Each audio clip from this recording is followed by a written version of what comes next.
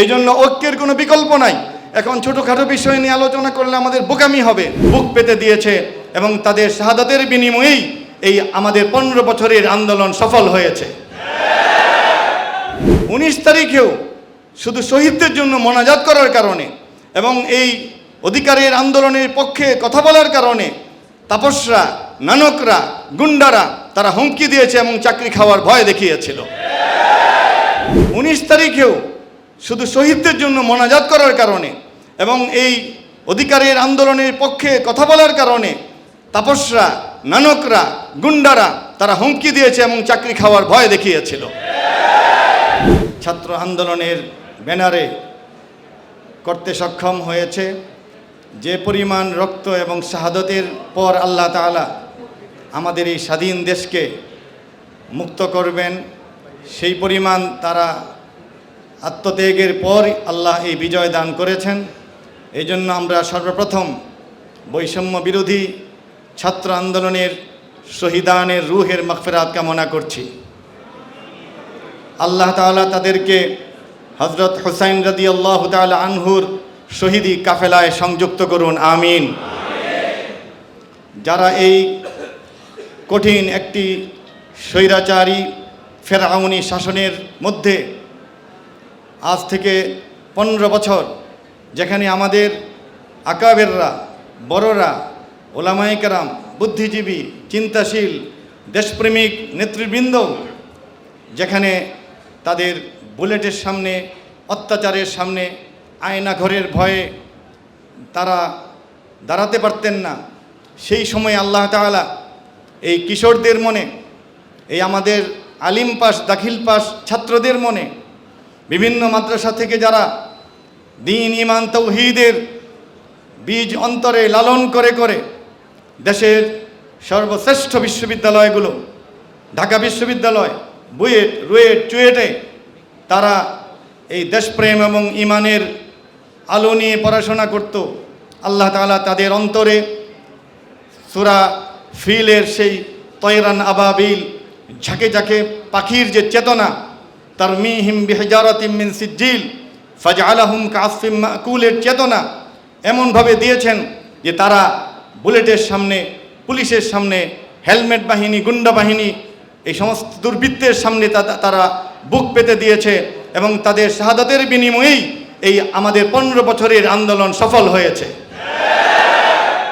আজকে যদি আমরা এই আমাদের বয়স এখন 55-60-এর ঘরে, এই ছেলেগুলো আমাদের সন্তান তুল্য, এদের রক্তের ঋণ যদি আমরা কিঞ্চিত শোধ করতে চাই তাহলে ওয়াতাসিমু বিহাবলিল্লাহি জামিআন ওয়ালা তাফাররাকু, এই আয়াতের বাইরে গেলে মনে হয় আমরা আল্লাহর আদালতে দাঁড়াতে পারবো না।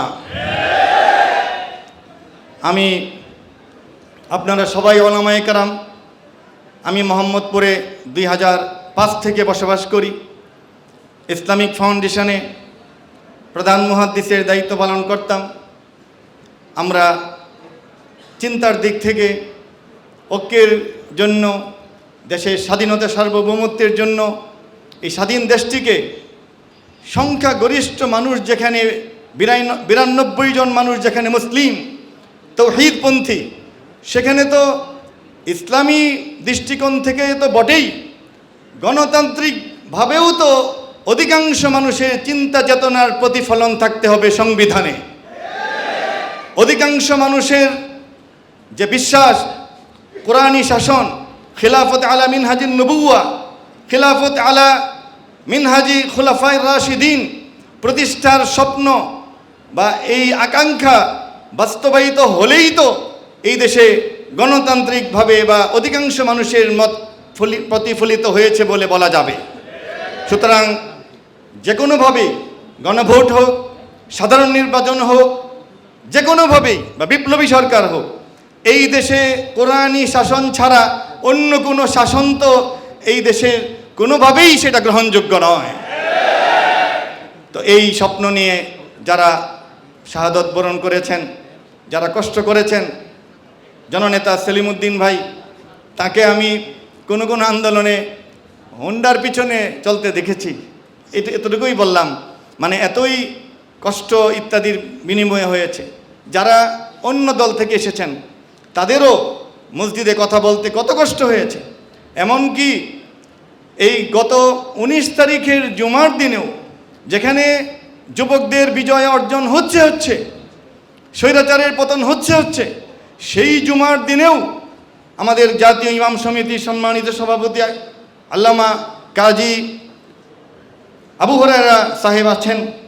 আমরা সেই সংগঠনে আছি ইমাম হিসেবে, খতিব হিসাবে। তিনি জানেন আমাদের অনেক খতিবদেরকে 19 তারিখেও শুধু শহীদদের জন্য মোনাজাত করার কারণে এবং এই অধিকারের আন্দোলনের পক্ষে কথা বলার কারণে তাপসরা, নানকরা, গুন্ডারা তারা হুমকি দিয়েছে এবং চাকরি খাওয়ার ভয় দেখিয়েছিল। আল্লাহ তাআলা আমাদের চোখের পানিকে কবুল করেছেন, শেষ রাতের কান্নাকে আল্লাহ কবুল করেছেন, যে কারণে অকল্পনীয়ভাবে 5ই আগস্ট ফেরাউনের চেয়েও আরেকটি জঘন্য সরকারের পতন হয়েছে। আমি কেন ফেরাউনের কথা বলবো? আপনারা জানেন ফেরাউন ইতিহাসে সবচেয়ে নিকৃষ্ট স্বৈরাচারী একটি শাসক বলে ইতিহাসে আছে। তার অপরাধ ছিল সে বনি ইসরাইলকে জুলুম করত আর কয়েক শত ছেলে শিশুকে জবাই করেছিল। ইউযাববিহুনা আবনাআহুম ওয়া ইস্তাহয়ুনা নিসাআহুম। আর আমাদের এই পরাভূত এই ফ্যাসিস্ট সরকার তারা আমল নামায় কি রেখেছে দেখুন।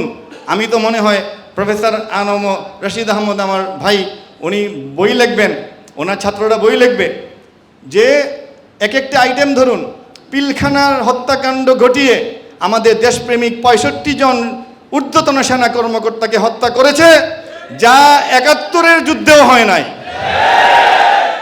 আয়না ঘর তৈরি করে বড় বড় ব্যক্তিদেরকে, দেশপ্রেমিকদেরকে, ব্রিগেডিয়ার জেনারেলকে, প্রফেসরদেরকে, বুদ্ধিজীবীদেরকে তারা ঢুকিয়েছে, খুঁজও নেয়নি, তাদের কঙ্কাল বেরিয়েছে।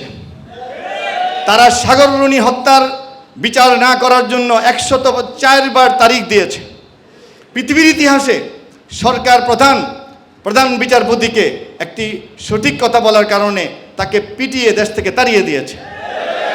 ঢাকার রমনা পার্কে আমাদের ইসলামী ব্যাংকসমূহের কর্মকর্তাবৃন্দকে বাসায় গিয়ে বিভিন্নভাবে তাদেরকে পিস্তল ঠেকিয়ে ব্যাংকগুলিকে ডাকাতি করেছে। এত বেশি আধুনিক কোনো বিশ্বে এত ব্যাংক ডাকাতি, 1000 কোটি লক্ষ কোটি টাকার এরকম দুর্নীতি পৃথিবীর কোথাও নেই। এভাবে শাপলা চত্বরে শত শত আলেম হাফেজকে হত্যা করেছে।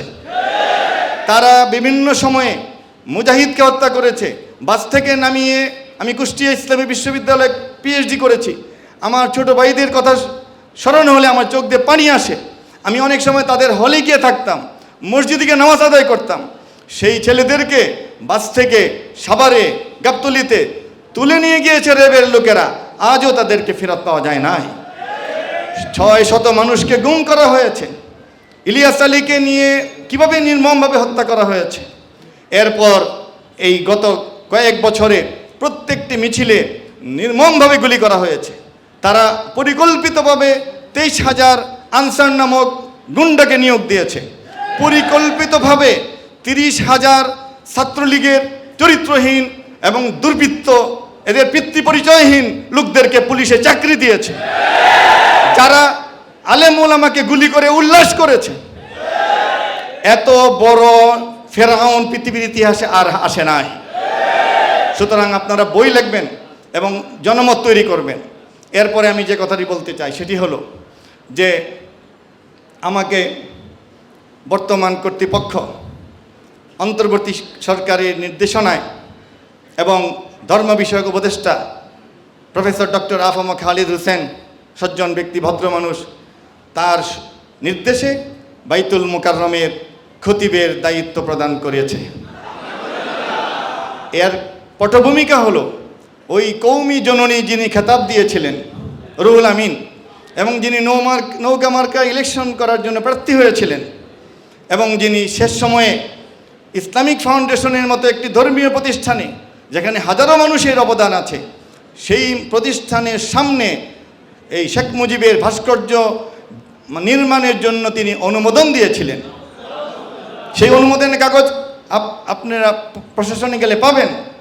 সেই রকম ব্যক্তির যিনি মানুষ মরছে রাস্তায় তিনি অন্য মোনাজাত করেন। যেদিন ছাত্ররা নিহত হচ্ছে একবারও তিনি শহীদদের জন্য দোয়া করেন নাই, তিনি অন্য অজু এক্সচেঞ্জার ওয়াজ করেছেন। এই পর্যায়ে মানুষ সংক্ষুব্ধ হয়েছে। এবং আপনারা অনেকেই জানেন গত 15ই জুলাই থেকে আজকে 25শে আগস্ট তিনি বাইতুল মুকাররমে প্রবেশ করতে পারেন না। এই গত 5টি জুমার একটাতেও তিনি আসতে পারেন না। জনমত তৌহিদি জনতা মুসলমানরা তাকে সহ্য করতে পারছে না। এমত অবস্থায় সচিব মহাপরিচালককে বলেছেন সে দায়িত্ব পালনে অপারগ, তাকে সুগজ দেন এবং আমাদের তরফ থেকে মোটামুটি সব আলেমরা যাকে চিনে, বংশ পরিচয় আছে বা লেখাপড়া সব দিকে করেছে, এরকম একজনকে অস্থায়ীভাবে দেন। আল্লাহর রহমতে চিঠি দিয়ে আমাকে সেই দায়িত্ব দেওয়া হয়েছে। আমি আপনাদের কাছে দোয়া চাই যে আমি যেন যতদিন দায়িত্ব থাকবে আমি দেশকে নিয়ে আপনাদের সবাইকে নিয়ে এগিয়ে যেতে পারি। আমার কথা হলো, গত জুমায় আমার ভাষণ ইনকালাবে এসেছে। আমি আসলে বানিয়ে নয়, আমার মন থেকে কথাটা এসে গেছে যে রাতের আধারে মানুষকে ডুবিয়ে মারার জন্য এইভাবে তারা আগ্রাসী শক্তি, শয়তানি শক্তি, পানির আগ্রাসন চালিয়েছে। এটাই হেডলাইন হয়েছে ইনকালাবে। দেখুন গত জুমায়, এর আগের জুমা আমি পড়িয়েছি, এরকম কথাই বলেছি। আগামী জুমা ইনশাল্লাহ পড়াবো। এরপরে আমি কখনো অন্যত্র গেলে হয়তো অন্য কেউ পড়াবেন, কিন্তু আমাকে সরকার অফিস আদেশ দিয়ে দায়িত্ব দিয়েছে। আপনাদের দোয়া চাই, ভালোবাসা চাই, সমর্থন চাই। আমি মৌলানা আতাউর রহমান খান রহমতুল্লাহ আলাইহি এমপির ছেলে, আর আমার বড় ভাই ওবায়দুর রহমান খান নদভী, আমার ছোট ডক্টর খলিলুর রহমান, এরপর মৌলানা রিজওয়ানুর রহমান, সবার ছোট ভাই হলো কবি মুহিব খান। আপনারা জাগ্রত কবি মুহিব খান। কেন বললাম যে আমাকে আপনারা বেশি না দেখলেও যেন পর মনে না করেন। এখন আপন মনে করে 3টা কথা বলি। এক হলো সিফিনের যুদ্ধে হযরত আলী রাদিয়াল্লাহু তাআলা আনহু এবং হযরত মুআবিয়া রাদিয়াল্লাহু তাআলা আনহুর মধ্যে দুজনেই সাহাবী ছিলেন, আলেম ছিলেন। রাতের বেলা মিলমাল হয়ে গিয়েছিল। আপনারা জানেন রাতের বেলা একটা সমঝোতা হয়ে পড়েছে, তারা ঘুমিয়েছেন। শেষ রাতে আব্দুল্লাহ ইবনে সাবা মুনাফিকের দুর্বৃত্তরা এই দলে প্রবেশ করে ওদের উপর তীর মেরেছে। কিছু ওই দলে প্রবেশ করে এদের উপর তীর মেরে ফজরের পরে এমন যুদ্ধ লাগালো যে যুদ্ধে মহান 10,000 সাহাবী শাহাদত বরণ করেছিলেন। এই জন্য সতর্ক থাকতে হবে। এখন কিছু লোক কথা বলছে যে বিএনপিরা এরকম করে, বিএনপিরা বলছে জামাত ইসলামীরা এই করছে। এটা হলো মনে করতে হবে কি শয়তানি চক্রান্ত। আমাদেরকে কোনোভাবেই ঐক্যের জন্য ক্ষতিকর একটি বাক্যও সোশ্যাল মিডিয়াতে বা কোথাও বলা ঠিক হবে না। কারণ ভাইরা একটু চিন্তা করুন, আমাদের ছাত্ররা বলে যে হুজুর বা শায়েখ, আমরা কি ওই সংবিধান সংশোধন করে জাতির পিতার সংশোধন করতে পারবো না? বলে অনেকে বলে জাতীয় সঙ্গীতটা একটু এরকম হলে ভালো হতো। অনেকে রাষ্ট্রধর্ম ইসলাম বা আল্লাহর উপর আস্থা ও বিশ্বাস হবে যাবতীয় কার্যাবলীর ভিত্তি, সংযোজন করতে পারবো না। এই যে কথাগুলি, আপনি সংবিধান যদি সংশোধন করতে হয়, সামান্যতম সংস্কার করতে হয়, ইসলামকে আনতে হয়, দেশপ্রেমকে আনতে হয় এবং কমিউনিজমকে বিদায় করতে হয়, সেকুলারিজমকে বিদায় করতে হয়, অবশ্যই আমাদের নিরঙ্কুশ সংখ্যাগরিষ্ঠতা 220টি আসন লাগবে। এখন বলেন 220টি আসন আগামী 2 বছর হোক 5 বছর হোক নির্বাচন যখনই হয়, পেতে হলে আমাদের এই দেশপ্রেমিক জাতীয়তাবাদী সাথে ইসলামী দলগুলোর ঐক্য কত বেশি জরুরি। এই জন্য আমাদের শুধু নির্বাচনী ঐক্য নয়, এমনভাবে আমাদেরকে কাজ করে যেতে হবে। বিগত 15 বছরে আমাদের 26 লক্ষ বা ভারতীয় লোক এখানে প্রবেশ করেছে।